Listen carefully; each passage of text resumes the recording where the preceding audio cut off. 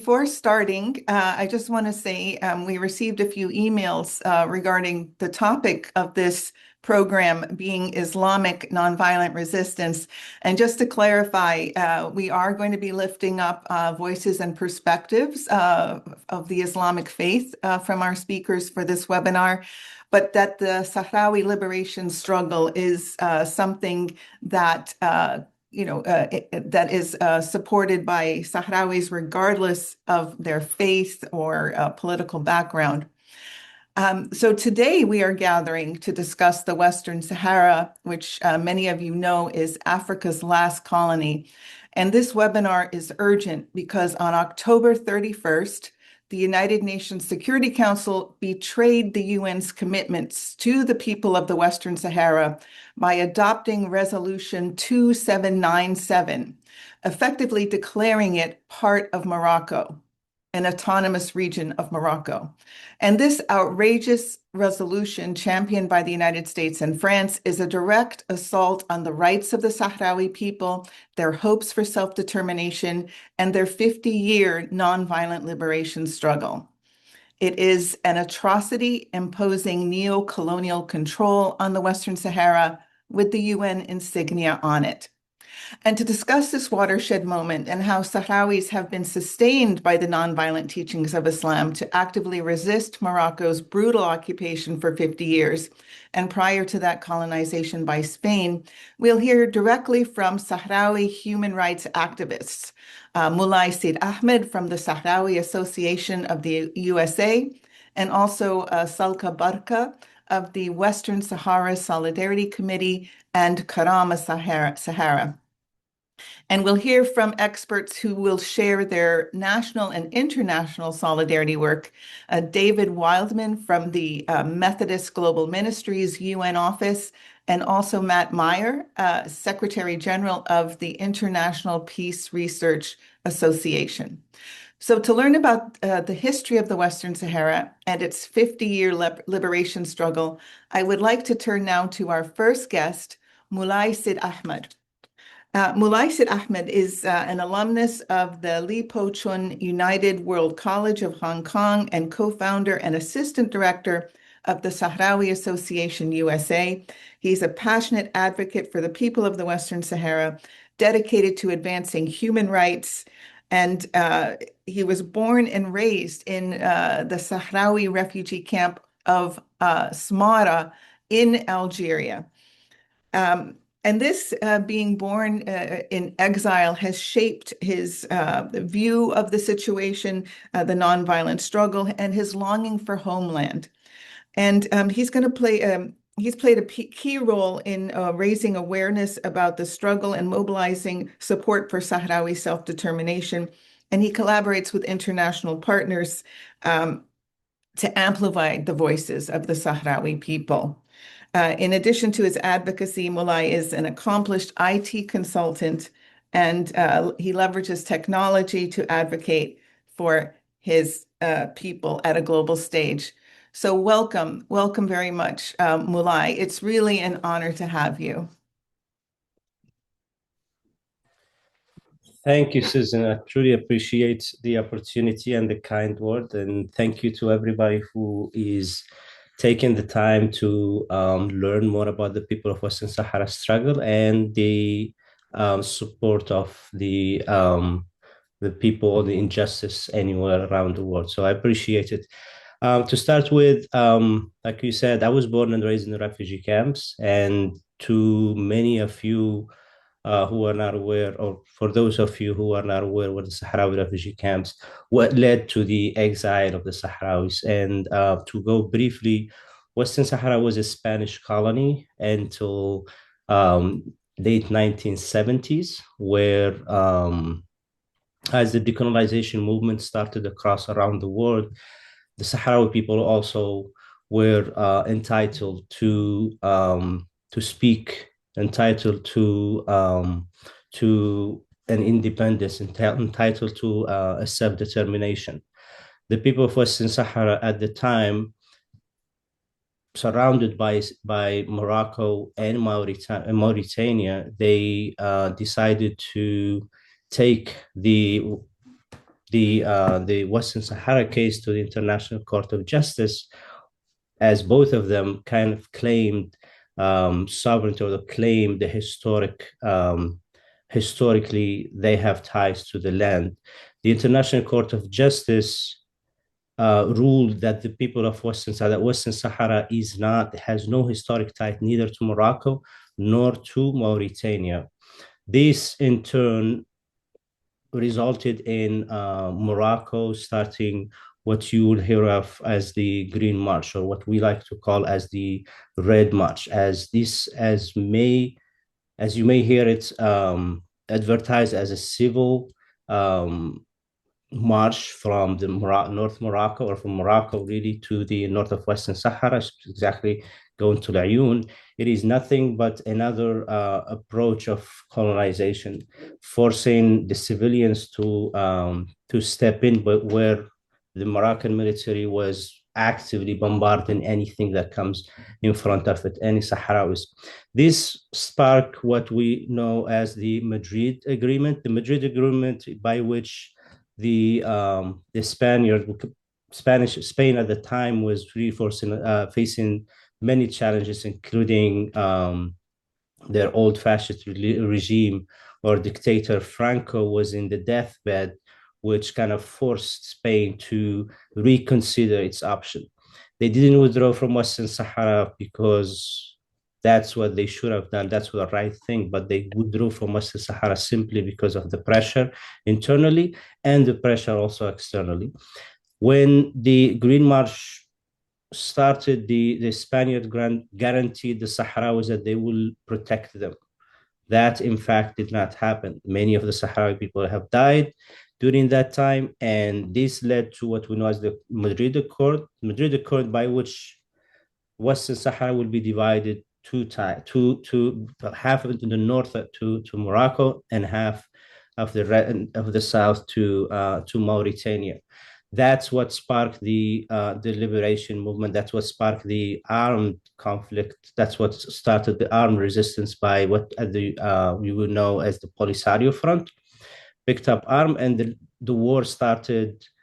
Given that, both fronts. Given that Mauritania was the weakest part here, the Polisario focused its attention mostly against Mauritania.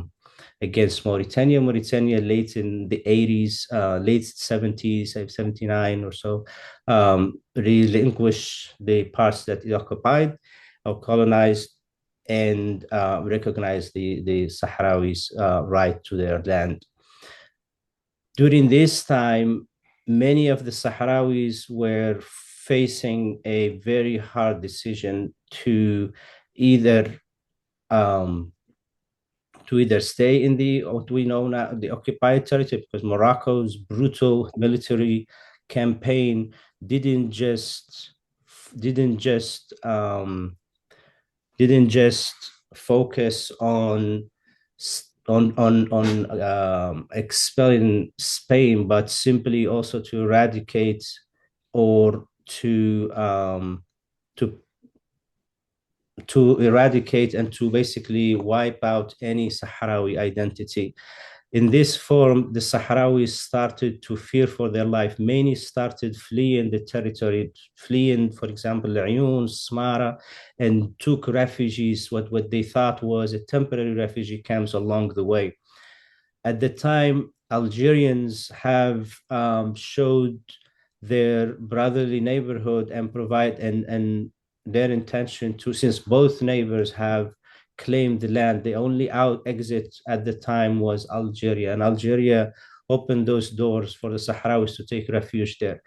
Now, much of the history that many don't know is that along the way for the Sahrawis to leave from Laayoune, from Dakhla, from the west of Western Sahara, they've built many refugee camps along the way, hoping that this is a temporary refugee camp, but they were bombarded. They were bombarded by the Moroccan airplanes with napalm, white phosphorus. There've been some genocide, some international banned weapons that was against Sahrawis. And the only safe haven that most of the Sahrawis have gotten was the the Algerian side. At the time, much of the international attention was focused mostly toward the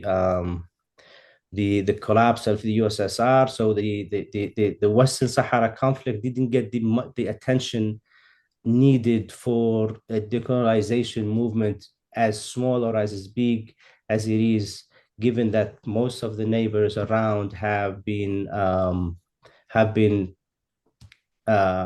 declared independence basically from the colonizer.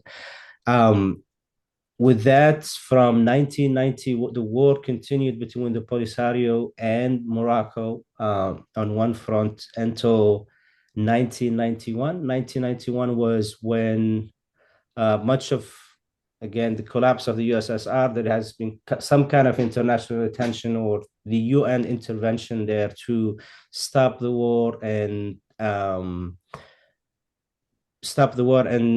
declare some kind of a ceasefire, with the hope that the Sahrawis would have the right to vote on a referendum within the next 6 months or so. That 6 months continued and lasted over 20 years. 20 years until 2021.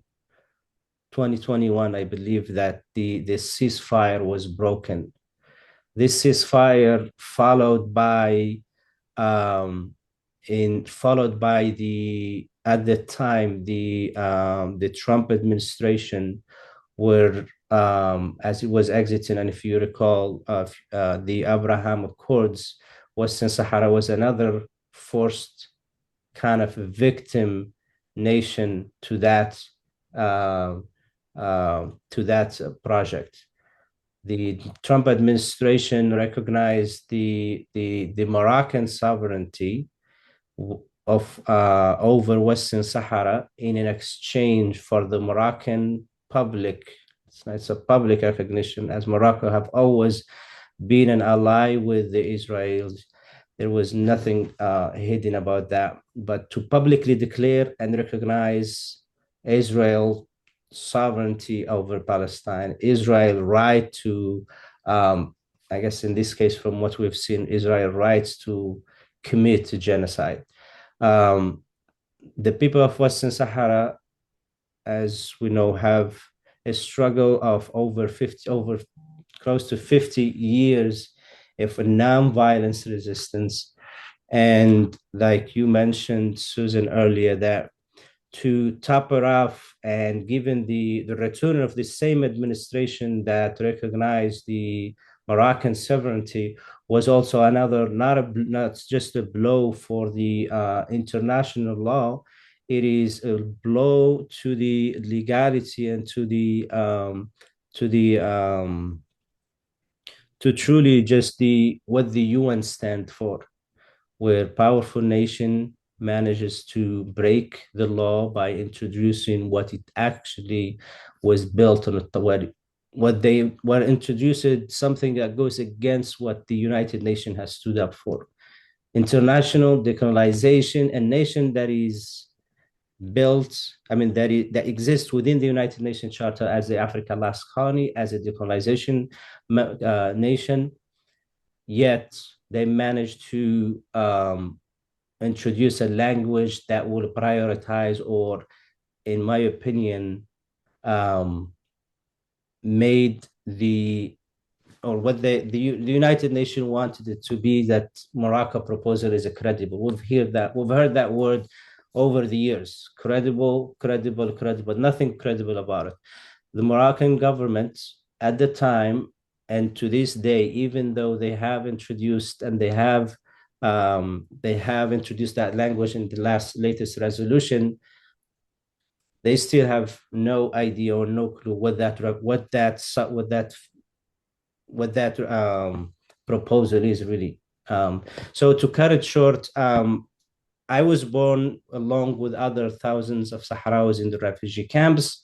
Most of us lived without access to water, without access to electricity for many, many, many years. The lives in the refugee camps, and if you are not familiar with the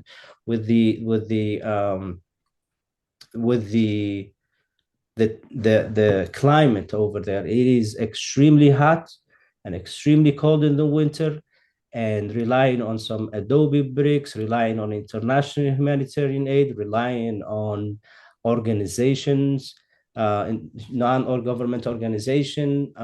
The people of Western Sahara have managed, specifically women, at the beginning during the war. They managed to build those refugee camps, institution, education centers. They've managed to uplift themselves, and with the support of the Algerian government, there was much more support in terms of education. For instance, I've attended schools for many years in Algeria, like the number of other Sahrawis. And eventually I was, there is this called the United World College. There are so many opportunities for school, for example, a scholarship that you have to be, take some kind of exam, and as an opportunity to raise awareness about the conflict of Western Sahara. And one thing for sure we all agree on here is that the biggest challenge that the people of Western Sahara face is the sheer lack of awareness. Nobody really knows about Western Sahara, and for a reason. There is the Morocco plays a crucial role in lobbying across the globe, not just at the United Nations, not just at the US, but also many on the Arab front too. There are many nations in the Arab world that they're not allowed to either also speak against the people. The people are with the people. It's the governments that are set up in such a way that protect their longevity. So I hope I covered most of the history, but feel free to ask any questions after. Thank you. Thank you so much, Mulay. A few follow-up questions. Going back to the UN referendum for the MINURSO peacekeeping mission, in fact, a lot of people have likened that similar to the Oslo Accords, because this was an agreement under UN cover that actually then, under its auspices, what happened, in fact, was not a peacekeeping. The referendum was stalled for many years. It never happened. But during that time, during those 20 years, tens, hundreds of thousands of settlers were sent in by the Moroccans to change the facts on the ground and change the demographics of the Western Sahara. So that said, I'd like you to explain to our audience now what is it that makes Sahrawis distinctly different from Moroccans? Why aren't they Moroccans? If you could touch upon, for example, the language, culture, everything. Absolutely. Yes, that is a great point to raise, as Morocco truly invested a lot of money during that referendum preparation, that they really made a fool of themselves at the time.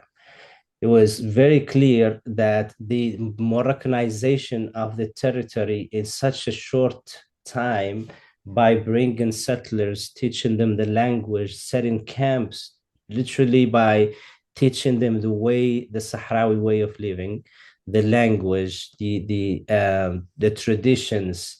You cannot teach that something that was brought or created for generation and generation.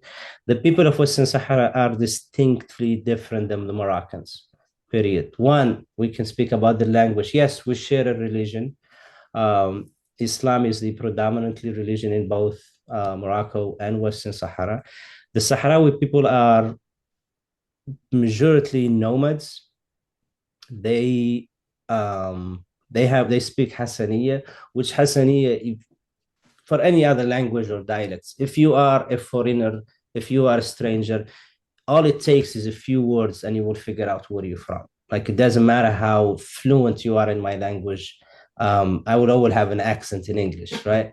So it is very distinct in a lot of ways. There is, I mean, even Mauritanians are very close to Western Sahara, way more close to Mauritania in terms of the culture and the tradition than Morocco, but they're still distinct. I think many of the people who've been in that area for a while will realize there is slight distinction between the two. But to get to your point, Susan, the role Morocco played to influence the vote have played crucial role in leading to the abandoning of that approach, and that's linked to what I said earlier about Morocco autonomy plan, federation, whatever plan that they are trying to propose. When the Moroccans realize that there is no way they can win this referendum purely by bringing settlers, by Moroccanizing the territory in such a period of time, they've decided to abandon it completely. It was a clear step as the people of Western Sahara really truly wanted nothing to deal with Morocco, and it has been since for that 20 years. The UN has been basically betraying the people of Western Sahara. And later on, when Salka speak about the human rights violation and the atrocity under the police state, it will be clearer to you that this is a non-brainer for anybody to live. Nobody would like to live under an occupation, a colonization, a new colonization of any form, when you are not given the freedom or the right to speak, to protest, to demonstrate, let alone to exercise your own culture, where building a tent become a crime. That's, if you are trying to cherish that territory, building a tent become a crime. Building a university is a red flag. There are just so many indicators that the people of Western Sahara and the way Moroccans treat them is a signature of this is not their land, and it will always be that way no matter what. Yeah, and in fact, in the UN referendum process, Mulay, as the Moroccans kept sending in Moroccans and to register for the referendum, the process ruled them out. You know, there would be two sheikhs, one from the Moroccan side and one from the Polisario side, and they would have to authenticate whether or not this person was Sahrawi based on their tribe, their clan, etc. So all of the Moroccans who were sent in were just disqualified. I mean, even those sheikhs on the so-called Moroccan side, they couldn't validate them because everyone knew. Before going on to Selka, our next guest, could you talk a little bit about your faith as a Muslim and how it informs your approach to this oppressive occupation? And just to lift up now, to my knowledge, there has been no case of terrorism ever conducted by Sahrawis. There is no case of the murder of civilians by Sahrawis. So if you could touch upon that, please. Absolutely. Growing up in that region, that side of the world, really, as I mentioned earlier, Islam has been our faith. I think the majority really of that region is Muslims. And as the member of the Muslim or Islam faith, it is, we go by many rules. There is many basic rules. Is treat people the way you want to be treated, really boils down to that. The and this is also the essence of, and I'm not here to put that two religions could really collide based on one existence over the other, but the fact that Morocco is a Muslim country, the fact that Western Sahara is another, Algeria is another, Mauritania is another, all Muslim countries, it is very painful to see your brother in faith commits the atrocities, commits the lies, commits the heinous crimes against humanity, against, forget about the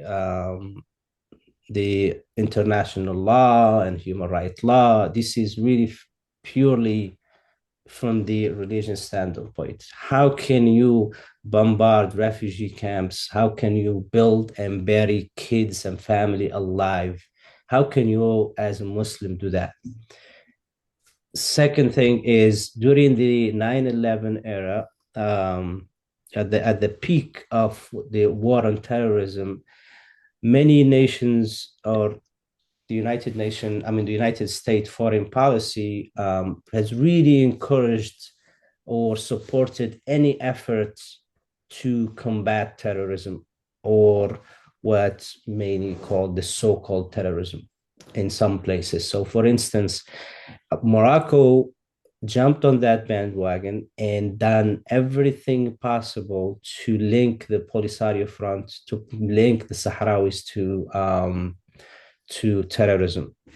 They've attempted, they've invested, they've faked attempt, they've themselves recruited some of their intelligence to really act as to find somebody that will act as a Sahrawi, speak Hassaniya, even like I think they managed halfway to find some guy. His name is Sahrawi, literally. This guy and Sahrawi, and they said that guy is Sahrawi. We're going to focus on this to link the Polisario to terrorism, simply to discredit the Polisario, the Sahrawi people struggle, and to declare the Polisario Front as a terrorist organization for, on the U.S. side, right? So they've attempted many times and failed. To my knowledge, and like you said, Susan, I do not recall any sort type of act by the Sahrawis in a form of terrorism.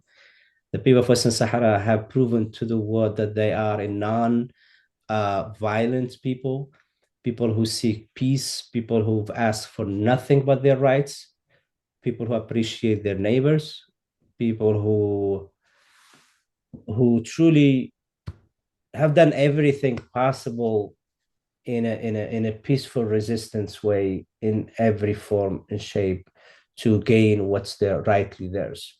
Terrorism is yes, the terrorism exists, but terrorism to some others really is a means to an end, and that's what Morocco have done so many times and really fail.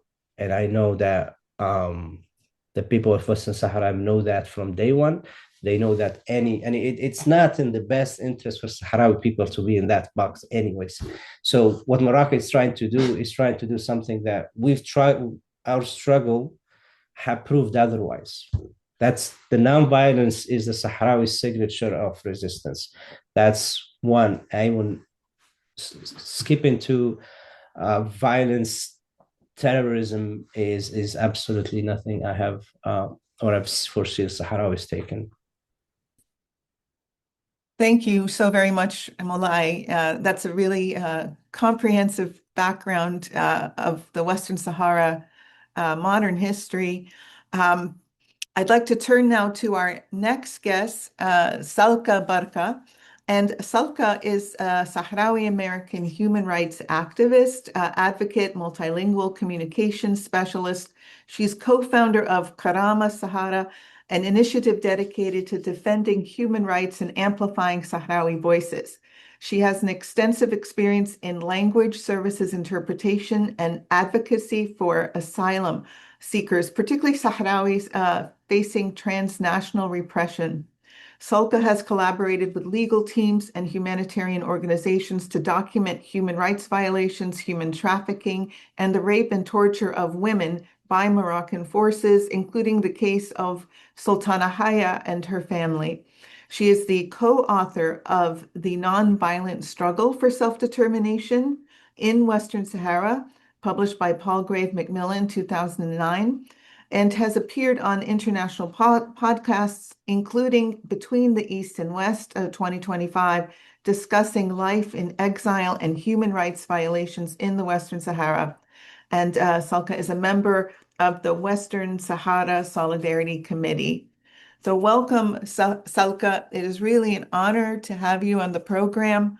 Could you start first by telling us, unlike Mulay, who grew up in the refugee camps in the in Algeria, you grew up in El Ayoun, the capital of the Western Sahara, under occupation. And also, you were the daughter of a prominent sheikh. Could you tell us a little bit about your background? Hello, everyone, and thank you so much, Sister Susan, for having us and making this possibility to bring the Western Sahara. I was born in Layun during the Spanish colonial period, and I was forced with my family to go to exile to the refugee camps. But I was originally born in Layun and of course went and grew up in refugee camps. I have, as you said, my father was one of the sheikh or shuyukh, the tribal chiefs, that they have participated in bringing the Sahrawi cause to justice to Spain, during Spain, of course, with the General Franco, and also with the Spanish government before Spain sold the Western Sahara. I do have I do have a very good memory of the teaching of my father, like many other elder Sahrawis, and the manners of exercising the nonviolence and the teaching of being you have to practice your own faith with the daily treatment to human beings. I do. And I'm sorry if I'm a little bit overwhelmed, but I am one of these Sahrawi women who I grew up in a society that I am very proud of. They have a unique perspective of Islam as a tradition of a daily practice in our society. It's a tradition that I really practice right now in the United States, even during the Trump administration. I am practicing it, of doing good every day. Good deeds is the best expression of Muslim faith in our culture.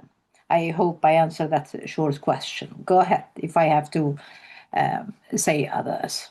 Oh, thank you, Salka. Well, let's jump right in on the topic of women involved in the Sahrawi liberation struggle. And Sahrawi women are all over the world advocating their cause. And also, importantly, they're on the front lines of the resistance, the nonviolent the resistance in occupied Western Sahara. And you have been part of that, following it closely. Could you share some of what has been happening? And of course, the situation with the Haya sisters is perhaps the most famous case. Sure. I want to emphasize here that, like Mulay mentioned earlier, that the Kingdom of Morocco is a Muslim country that have this facade of leading the Abraham Accord and having this, the theatric that they're going to do so much for the Palestinian, for Jerusalem, for etc. But I want to also remind you that the Muslims, or the Sahrawis, is a conservative, a beautiful society that exercise Islam as well. But to have the role of, or to show you the two, or the hypocrisy of the Kingdom of Morocco when they use the violence and they use torture against Sahrawi women, another part of a Muslim nation, that it's completely contradict to the Islamic teaching, and a man to touch a woman, let alone to sexually abuse or molest. The Sahrawi women have a beautiful history of leading the way to what we are now seeing in the Sahrawi case. Sahrawi women run the refugee camps during the First War, or the war from 1975 until 1991. They run the camps. They were the nurses, the teachers, the builders, the tailors, etc. So they built a refugee camps in a beautiful and a very well organized. In fact, I remember one of the visitors from Sweden, I believe, many years ago, said that the Sahrawi refugee camps, it's a country itself with all pillars of having a country that can stand on its own. That's because of the effort of the women took their part or the role to run the refugee camps. They did everything. They raised children. They raised awareness also abroad. But for the Sahrawi women under the occupation, they did not stop not having a role. Rather, they led nonviolence protests. They led the resistance to the occupation of the Moroccan forces, Moroccan military. Sahrawi women under the occupation, they practice every method you can imagine, from traditional clothes, which is the Sahrawi malhfa that I wear right now, is a protest method. It's a protest to say to the Moroccan occupation, the military, the soldiers, everyone, I will not bow to the occupation. I shall resist with even the malhfa. The women or the activists that I worked very closely with is the Khaya sisters, which is they taught me an amazing lesson of being courageous and having an amazing way of resisting non-violently, despite all the violence that they had to go through. When Sultana was on a live video with me and with others, and said that I was raped by Moroccan by Moroccan security, the occupation. When she said that, and a society like ours, a society that is so conservative and so close to each other, when she said that, and she said it's not my fault, I was punished. I went through so much of abuse, and this is coming from a Moroccan agents, Moroccan military occupiers, that is another Muslim nation. How could that happen? How could that be accepted to the international community? How can that be allowed to have almost over 500 days of two sisters and their 85 years old mother to be allowed to be tortured and not to have any or very little was done until, of course, the USAP got involved, which is an American volunteers, an American project that interfered. For so many others, other women in the occupied territory, I really feel absolutely saddened that I cannot provide more that I can to support their struggle, because on every day, for example, just on the 10th of December, a couple of days ago, there is Mahfouda Fqir and I think her companion. They were molested in a day, in the broad daylight, without even having the Moroccan agent being wearing masks or trying to hide from cameras. They were doing it as a proof that the United States gave Moroccans the green light to do whatever they want. They know that they're not going to be held for their atrocities. And I think it's also with the United Nations Security Council failure to uphold the international law from the October 31st. I believe that just to give some perspective to some new people coming to this webinar, I think the best way to describe the Sahrawis are those, the similar of a victim of violence. A woman will say that been continuing to go and look for protection order, restraining order against the abusers, and every time they fail because they want the victim to go and serve the abuser. And I'm using this message because that's part of my work as an advocate to stop violence against women here in the United States. So imagine that's what happened to Sahrawi women, Sahrawi people. Every time they go to the United Nations, they go to the international law, they are either ignored or maybe, just the same example of, having to serve or having to have the Moroccan government to be acknowledged as to not, but it is a Moroccan military occupation.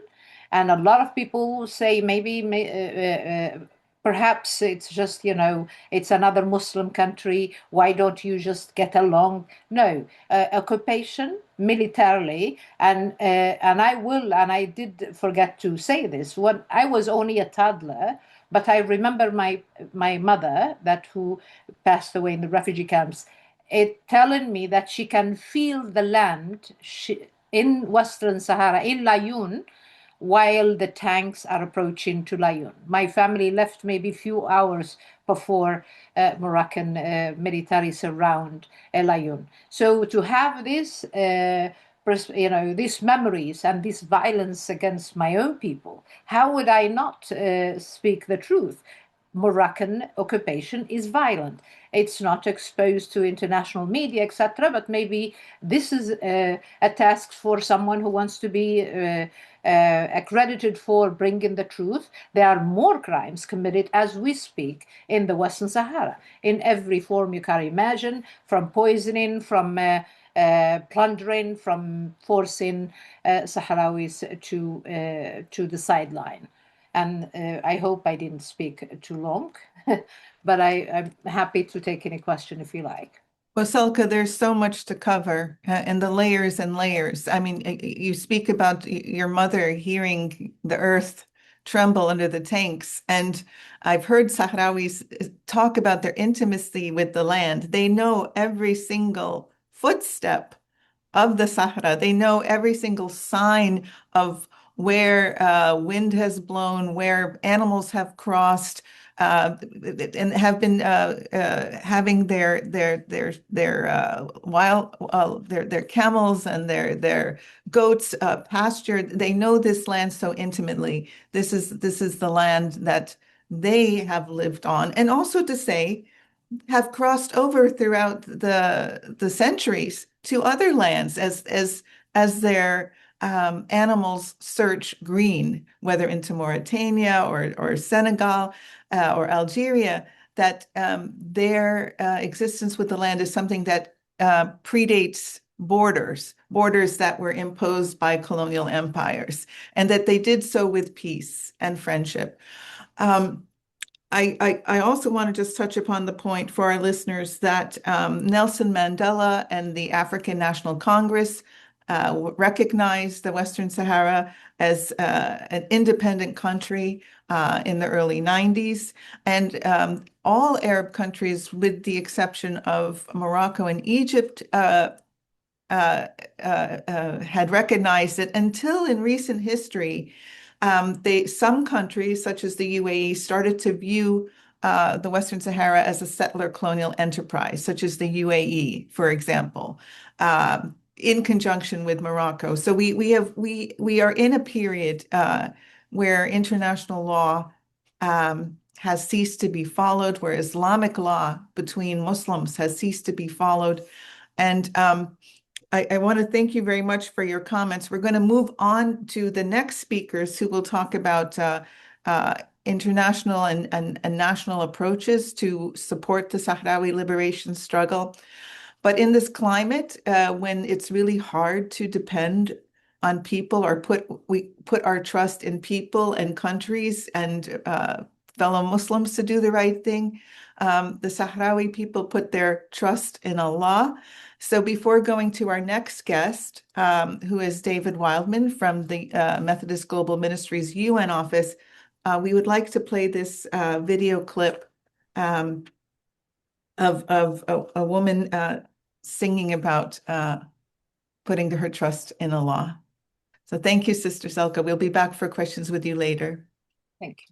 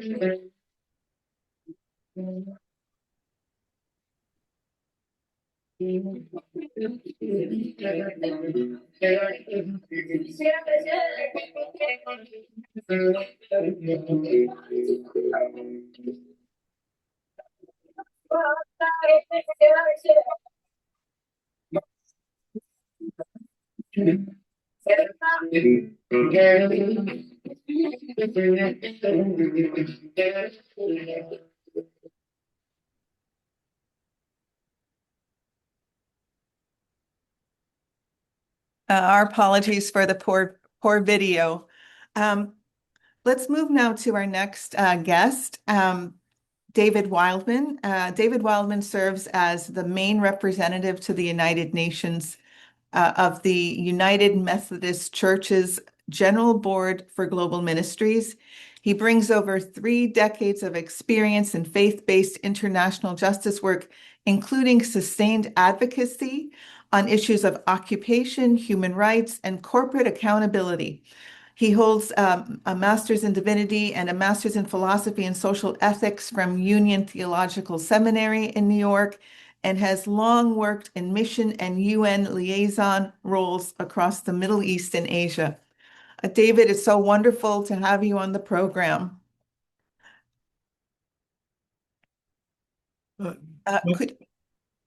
Should I go ahead? Yes, I was wondering if you could start perhaps by discussing UN Security Council Resolution 2797 of October 31st of this year and what this means for the Sahrawi liberation struggle. Yeah, thank you very much, Susan. I will say the main thing I'd like to focus on before I get to the Security Council resolution is corporate complicity, because I think, I've seen in the chat a couple of folks have said, I had no idea what was happening, the Sahrawi people in Western Sahara, the role of the Moroccan government. And yet, many of us, through our pensions and through the university endowment funds, are already invested in quite a few different companies that are engaged with Morocco in exploiting the resources of Western Sahara. So I just want to kind of say it's in that context then that there was this kind of political deal. And I don't have all the backstory of the political deal, but it's someone had mentioned earlier, it's like the Oslo Accords. It's really kind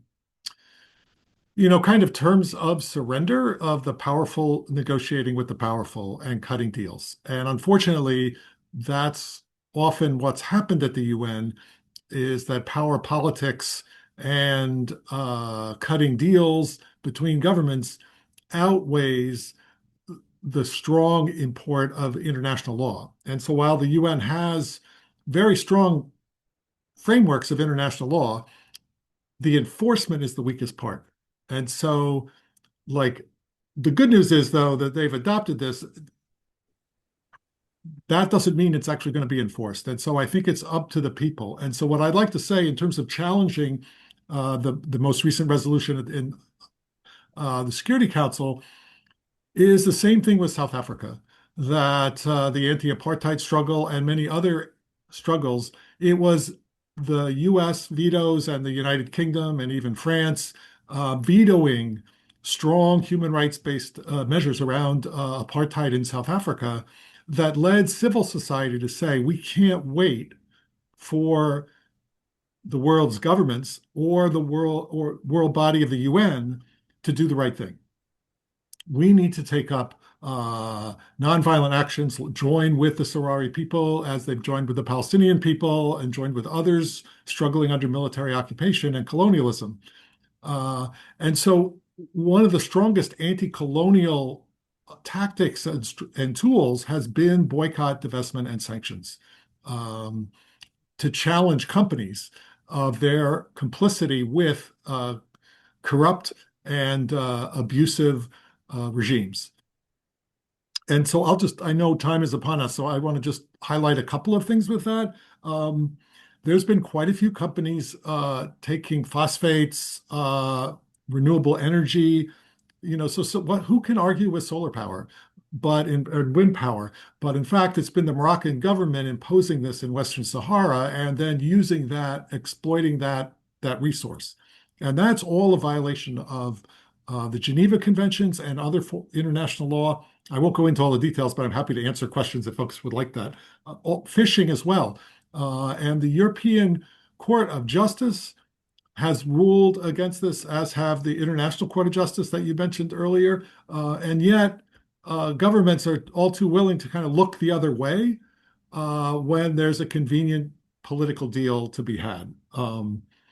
So in that context, it was actually around the same time in the early 70s that churches and universities and trade unions in the United States began to see that they could use shareholder engagement as a way of challenging companies on a new front. You could be demonstrating in the streets, you could be doing boycotts, but you could also engage as shareholders and show up at annual meetings and at least make the CEOs of companies sweat and know that they were doing the wrong thing and say it to them directly.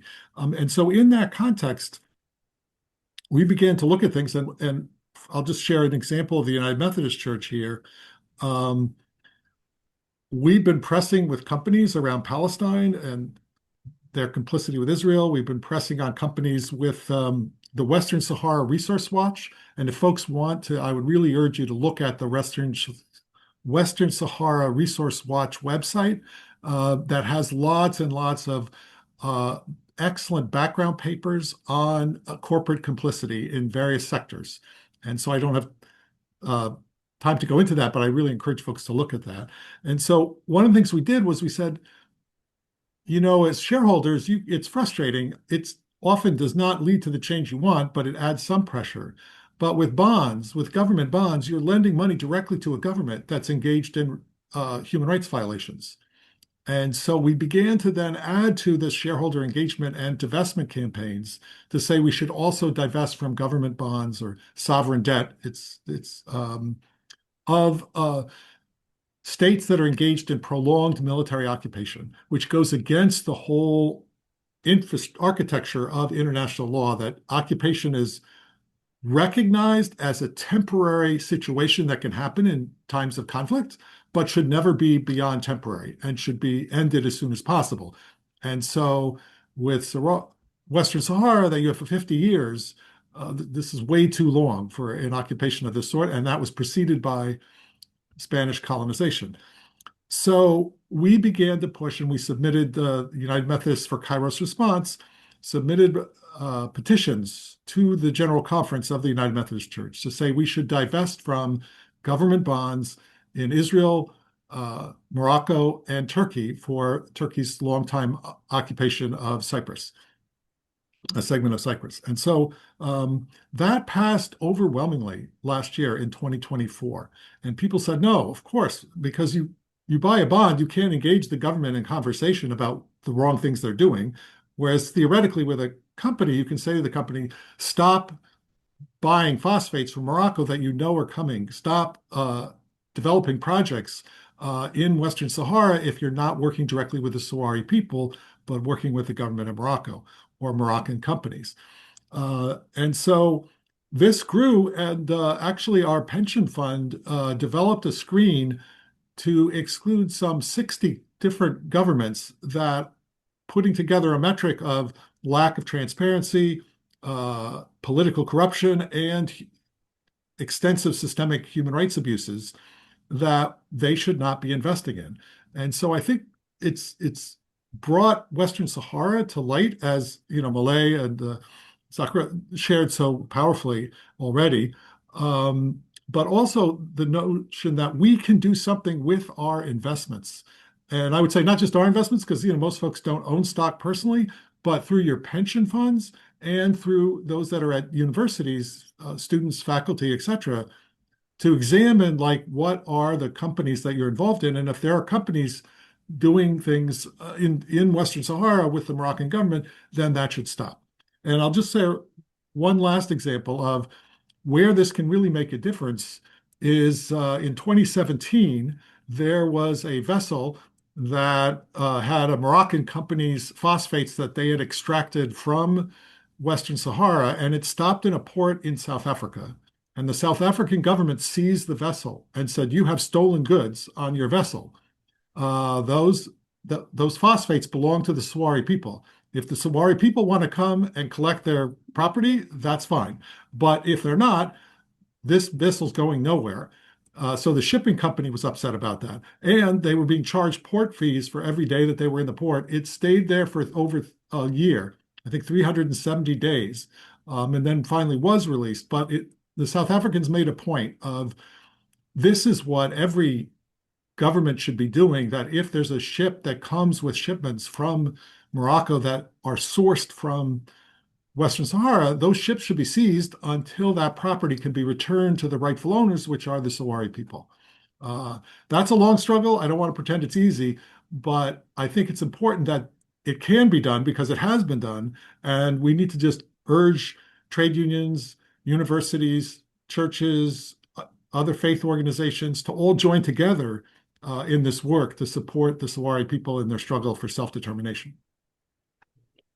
Thank you so much, David. It is a long struggle, but it's a necessary struggle, particularly as we see the international community, the UN in particular, fail miserably in sticking up for the rights of indigenous peoples. And what you're proposing also, what the Methodists have done, is intersectional, because it's also seeking to stop, to divest from not just Morocco, but Israel and Turkey for their illegal occupations. And it's this intersectional approach, if we, as the people of the world, stand together, that can actually form enough of a movement to change things. So for the Methodists have now this church-wide petition, and you're asking all of your churches to implement it. Any last words on how other faith-based communities and national churches, is there a list of a checklist of how to enact this? Well, the first thing I would say, and I saw Mulay put in, go to the Western Sahara Resource Watch, because to get the names of companies and then begin to kind of look at what holdings do you have in a pension fund, or what holdings does your university have, or your local congregation. in investments, and then begin to ask questions of those companies. But then in terms of government bonds, look at the bond holdings and are there bond funds. Now, a lot of small investors are not going to have bonds, Moroccan bonds, but large investors will often have government debt as one of the categories of investment. And money managers, the folks on Wall Street, don't usually want to ask any human rights questions at all on any issue at any time. So it's a big push on them to say, how are you vetting these government bonds that you're buying? And so it's a slow process, but if folks are interested, please be in touch with me. I can put my email in the chat. But yeah, it's start with like the transparency of like what are the investments of your institutions as well as individually, and then move towards how to kind of engage the folks making those decisions, whether it's trustees or money managers, et cetera. And sometimes it's not just personally divesting, but you can push money managers to say, you guys shouldn't have any of your clients investing in Moroccan government bonds or Israel government bonds or Turkey. Thank you so much, David. I wish there were a workshop on this. I think you'd have a lot of people register. We're going to go to our next guest, Matt Meyer. But if you could please hold on, David, I'm sure people will have questions for you. So at this point, we'd like to welcome our final guest. And before bringing on Matt Meyer, just to say, unfortunately, our guest Najwa was unable to join us today, and she had someone she has someone ill in the hospital. So we send her our best and hope that we connect with her in the future. Matt Meyer is the author of numerous books on resistance and social change, chiefly published by PM Press and Africa World Press. He's the Secretary General of the International Peace Research Association and a Senior Research Scholar of the Resistance Studies Initiative and a board member of the A.J. Muste Foundation and also of Waging Nonviolence. And he's a member of the International Fellowship of Reconciliation Africa Working Group and a former co-chair of FOR USA. So Matt, it's wonderful to see you again. Thank you so much for joining us. You have been working on the grounds with Sahrawi people all over the world. Can you tell us a little bit about what you're up to and what we can look forward to connect with Sahrawis in the future? Yes, thank you, Susan, and thank you, Fellowship of Reconciliation and Nonviolence International. Let's just first say salam alaikum, shalom, peace to all of you. And I'll just say one other thing before getting directly into your question. I am so honored and thrilled to be as part of this webinar, a little bit of a latecomer because I just got back into the U.S. and saw this amazing announcement from our colleagues. But to hear directly from our especially Saharian representatives here is thrilling.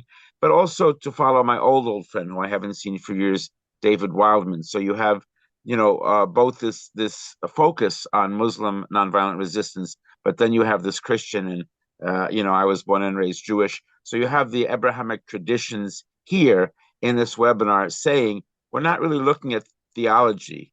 We are really looking across ideological, religious, cultural, and geographic lines to say we must increase, intensify, build the solidarity movement to free Western Sahara. And so I'll talk about the underground stuff. But I guess the other thing to say, there was something in the chat a few minutes ago about someone saying, well, I have to leave now. I'm so sorry. Thank you so much. I didn't know any of this, and I'm so ashamed. And I think we need to be very clear with one another at this moment in organizing to not be ashamed. There is a very well-constructed and extraordinary network, multi-million, maybe multi-billion-dollar network, to keep us not knowing about Western Sahara.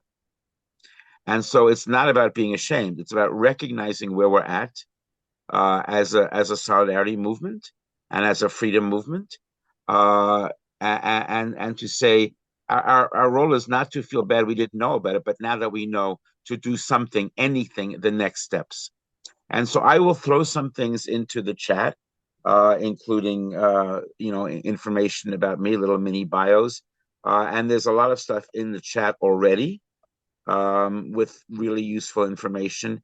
But it's also to say very clearly that if you do nothing more than tell your own network of friends and family and colleagues and co-workers about this place you've heard of, Western Sahara, that you didn't know about before, or if you knew about it, some new things about what's happening to free Western Sahara. If you do nothing more than that, that is great.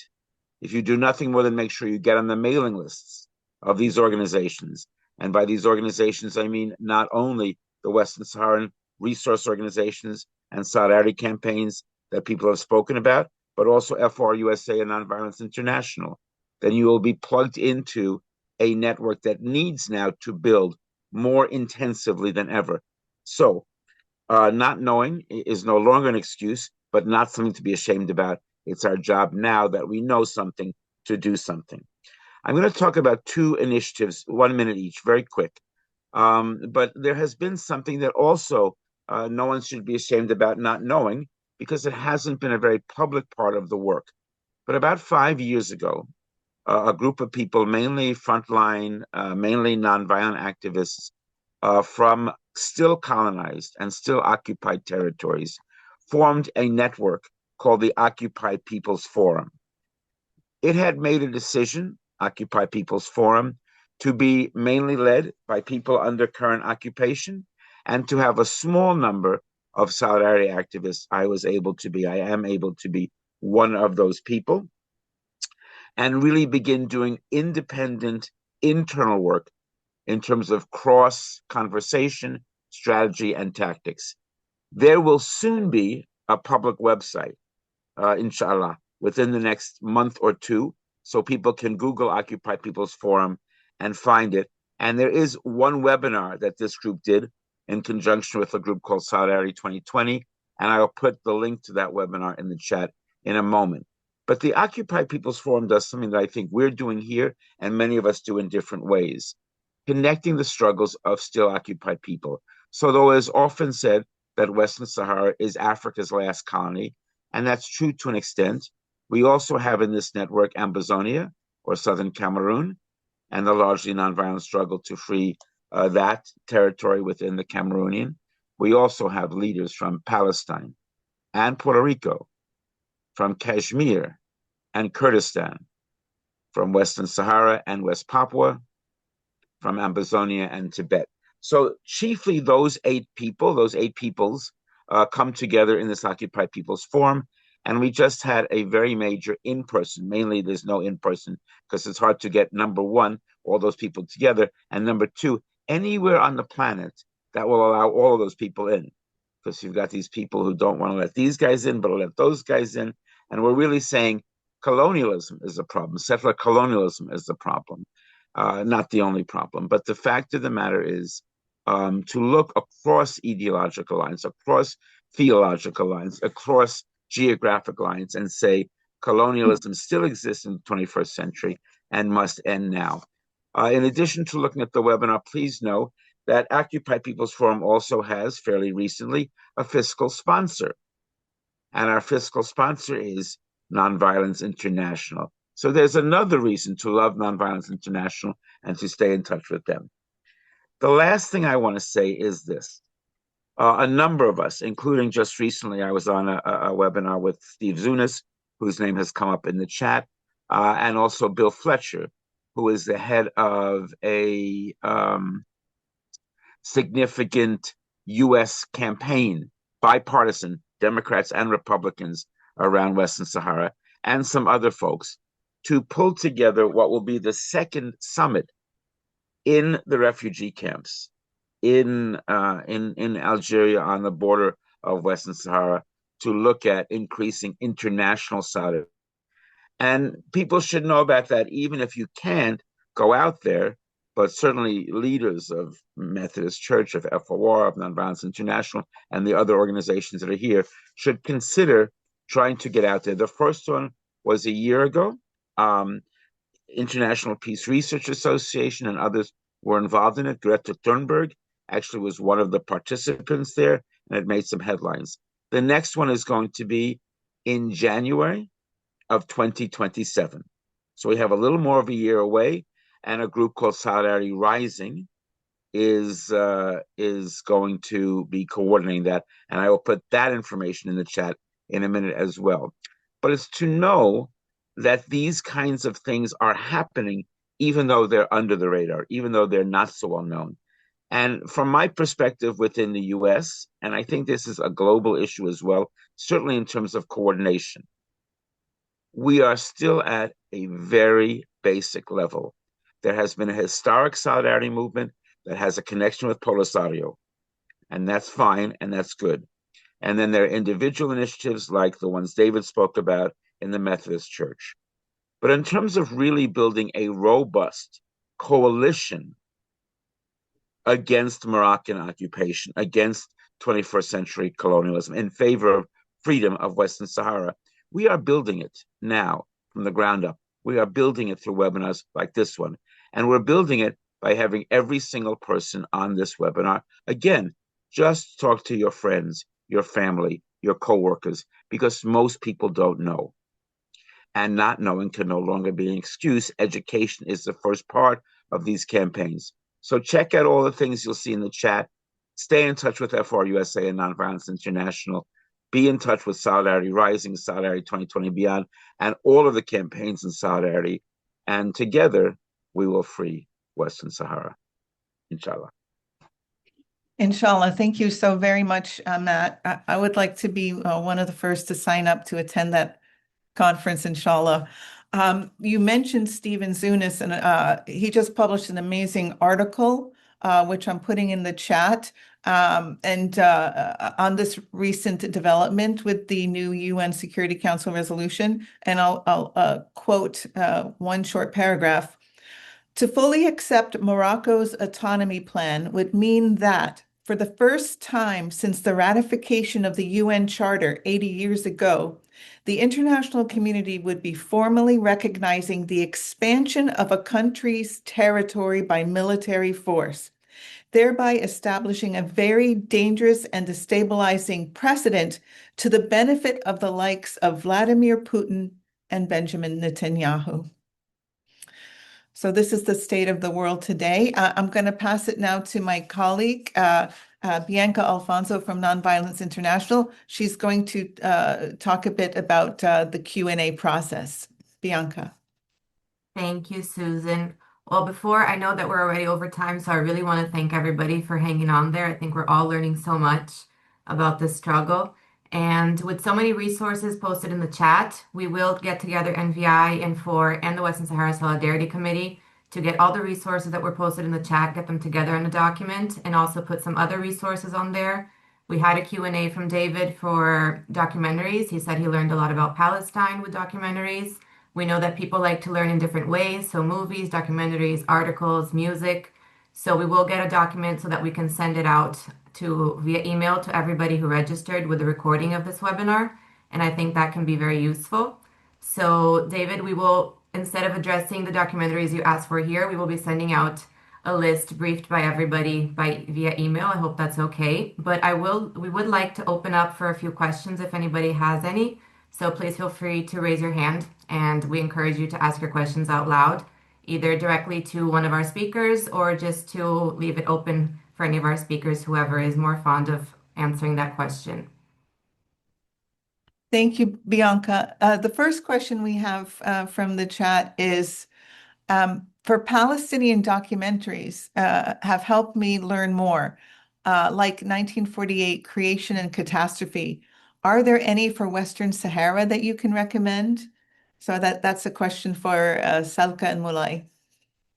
Yes, actually, we have plenty of documentary very similar to what you were, what the question was about. I believe that Children of the Clouds is one of the most recent. It's, I believe, directed by Javier. I forgot the last name. Anyway, and also there is 3 stolen cameras about this, but there are other videos or other documentary about the war and Modrega bombardment, like the genocide in Modrega and in Itifariti. There are a few in Spanish subtitles. I will be happy to collect so many, but I think we have also I think another one is Still Waiting for, I think it's directed by Yara Lee. It's magnificent. It's really a good a good thing to understand the entire referendum and waiting for the uncertainty of the 30 years waiting for the ceasefire or the referendum to take place. Thank you very much, Salka. Also, what comes to mind for me is Democracy Now! Published 4 days in the Western Sahara, which is an excellent documentary. If I can just say quickly, I love Democracy Now! And I love very much my brother Stephen Zunis, but I also love the fact that part of our work has to be to help promote the voices of Saharan activists themselves. We are not the experts. We can help facilitate their expertise. So in that spirit, also to say that one of the Saharian partners of the Occupy People's Forum is a group called Equip Media. I will put in the chat now their YouTube channel. It is a very excellent free way of quickly just subscribing to a YouTube channel that does updates regularly of a video nature to learn about long-term, historic, and also momentary day-by-day injustices happening. Equip Media Sahara. Thank you for that point, Matt. Let's bring back Bianca of Nonviolence International. She's put a question in the chat, but Bianca has also joined in the resistance struggle to support folks in the Western Sahara. Bianca, what are your questions? Well, we got some questions that people would like to learn more about the new culture of the Sahrawis, and also if there are any efforts that Moroccan civilians put into to dialogue with the Sahrawi people, or any sort of effort to change the narrative. So is there any effort from Moroccan settlers, and then they say like civilians and not Moroccan soldiers, so I think they mean Moroccan civilians and Sahrawi people in the occupied territories. Salka, I don't know if you would like to answer that one. Yeah, I think sorry that I'm taken over without asking. I have, this is an excellent question, but I think the word civilian Moroccans, there is no such when they are in the occupied territory. They are settlers, as they have no right to be there. They are part of an occupation, a military occupation, and forceful occupation. They are becoming, you know, I think one of the speakers mentioned that how many, so many groups that they have lately during the referendum process brought thousands of new settlers. In fact, not only they brought them in, but they made everything possible for them to own, to buy, and to have absolutely no issue with having to settle there. And they have no taxes. They are completely waived from tax payments when they move to Western Sahara. To the occupied territory. But just for people to remember that in the beginning, from 1975 all the way to 91, the settlers were numbers, mostly families of the military occupation personnel or the occupiers, and limited to those groups. But from the 91 all the way, when they knew that the referendum is not going to take place, they fled the Western Sahara with literally double of the number. Now Sahrawis are either 1, 2, maybe 4 or 5. I don't have exact number, but they are the minorities in Western Sahara. And one point that I really like you to keep in mind, that the hospitals, the one hospital in Layun, for example, Bil Mahdi, which is called by the Sahrawi activists as the torture chamber, that hospital, the workers or the doctors, the nurses, the staff, particularly doctors, are the punished malpractice doctors from Morocco, from the Kingdom of Morocco, and they are sent to serve their time in Western Sahara under the occupation. That's a crime against humanity, to bring a criminal and to use so they can practice in the Sahrawis. That's another thing, and I apologize if I forgot it earlier. But there are many places that if right now, today, if there is an organization of investigative journalists or someone that will be allowed to be freely, they will find the most silent genocide in Western Sahara. Sahrawis are showing a lot of illnesses that are related to something specific for Sahrawis. Camels are poisoned. Water now have chemicals, have many other things that it's absolutely poisonous. Birth of the Sahrawis, and the Sahrawis, when newlywed or women, new families, the birth is 0.1 perhaps, comparing to the Moroccan settlers, like 6 children in a couple of years. Sahrawis 1, which is unusual in the Sahrawi culture, to have 1 child or maybe have so many miscarriages. From 2002 until 2024, there are more Sahrawi women and lost or had a miscarriage. Not Moroccans, keep in mind, Sahrawis, nationalities, Sahrawis under occupation.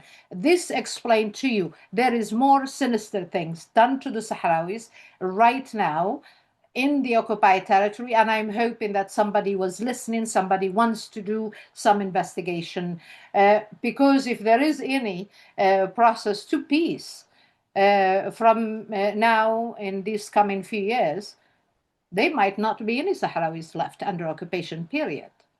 And I hope this answers the question, but it brings you more of the settlement and it's almost like identical to the Zionists doing in the occupied Palestine, what they have done to completely surround them in a corner and to kill them. They're doing very similar, but in a different way, but the same technology, the same weapons, the same things that is Israeli made, Turkish made, which is when you brought the word Turkey. They are the one who supplied Morocco with the drones who killed so many civilians, including Mauritanians and Algerians and the border civilians. None of them was military or Polisario liberation personnel. So I hope I didn't take too much time, but I just want to clarify this and explain it. Thank you. Sister Salka, thank you so much. We have gone over. I have one last question, though. If you could answer it succinctly.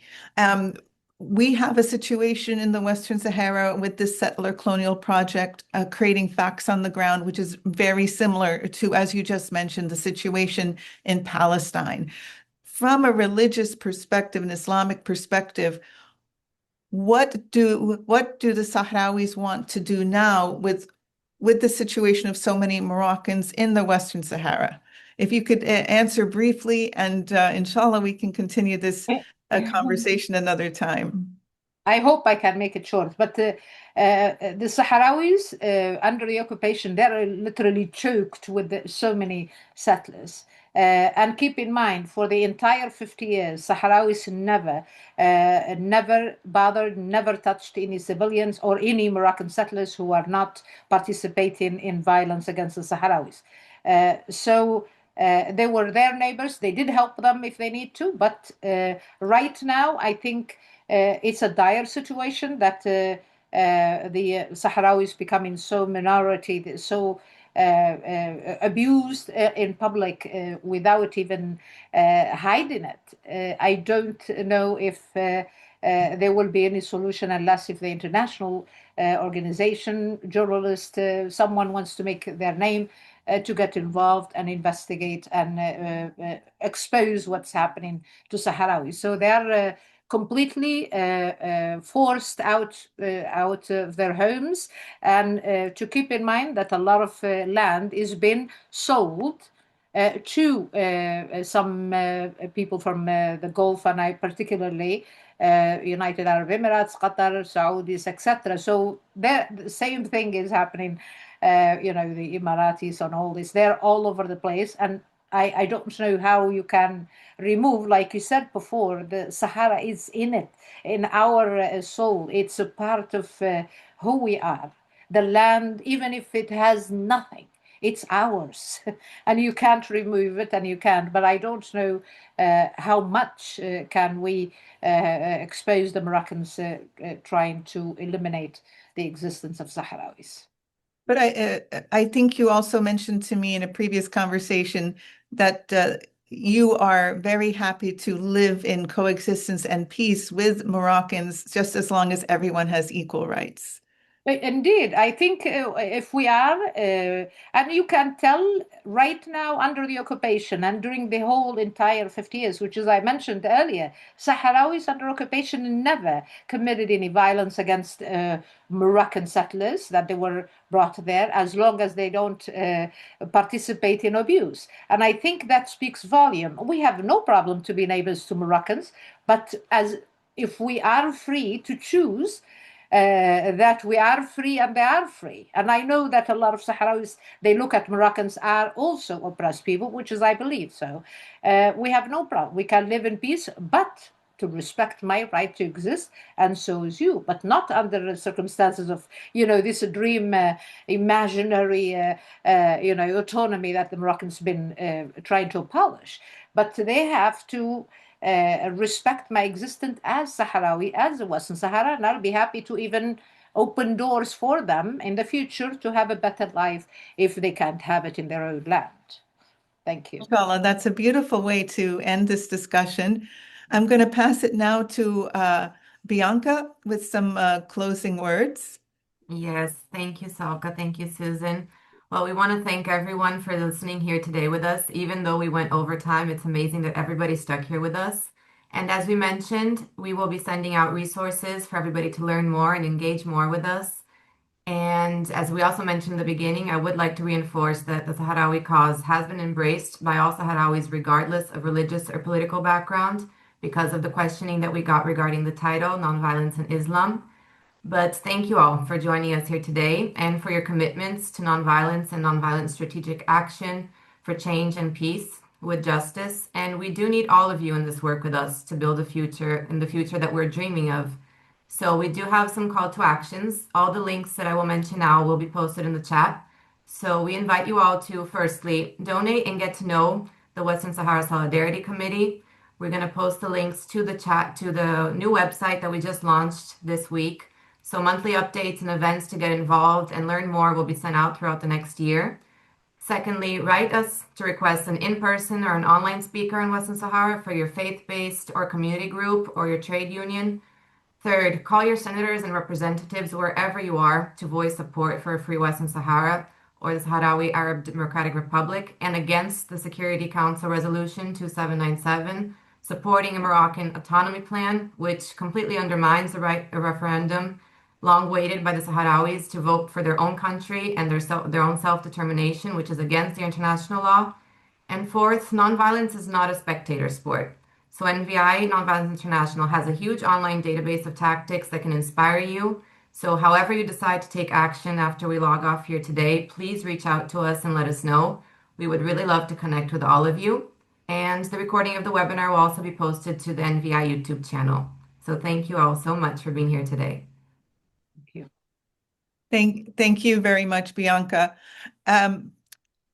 we're going to close now with a song by a famous national singer, Gia, and it's called "The Western Sahara is Not for Sale." Thank you all for joining. Free Western Sahara. I'm free Palestine. Indeed. Free them all, free them all, free the land. And as Zoran Mamdani also said, New York is not for sale. This is a cause for everyone. Indeed. Thank you.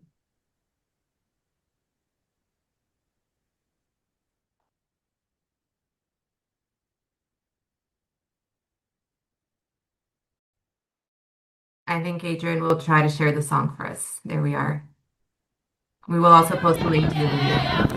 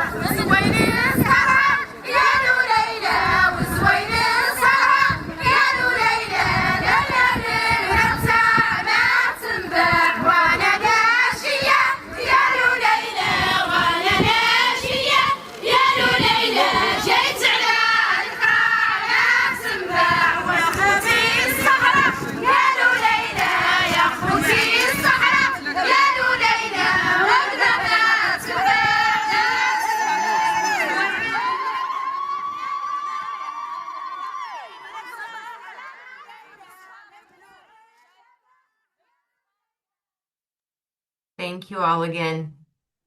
Bye-bye. Have a great day.